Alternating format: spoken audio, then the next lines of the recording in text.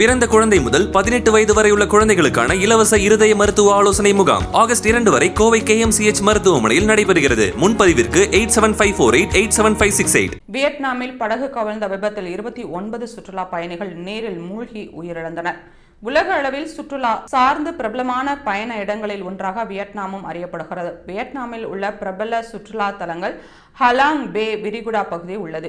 ஹலாங் பே பகுதிக்கு சுற்றுலா பயணிகள் அதிகம் வருவது வழக்கம். அங்கு கடலில் படகுகளில் பயணித்து இயற்கையை ரசிப்பார்கள். இந்நிலையில் ஊழியர்கள் 5 பேருடன் 53 பேர் சுற்றுலா படகில் கடல் பகுதியில் நேற்று சென்றனர். திடீரென்று வீசிய சூறை காற்று காரணமாக அந்த படகு கவிழ்ந்தது. அதில் படகில் பயணித்தவர்கள் கடலில் விழுந்தனர். 27 பேரின் உடல்கள் மீட்கப்பட்டுள்ளன. இதில் 8 குழந்தைகள் உயிரிழந்திருப்பதாக தெரியவந்துள்ளது. மேலும் 14 பேர் மாயமாகியுள்ளனர். அவர்களை தேடும் பணி தீவிரமாக நடைபெற்று வருகிறது. 12 உயிருடன் மீட்கப்பட்டுள்ளனர். மாயமான 14 பேரை தேடும் பணி தீவிரமாக நடைபெற்று வருகிறது. படகு கவிழும் வீடியோ தற்போது வெளியாகியுள்ளது.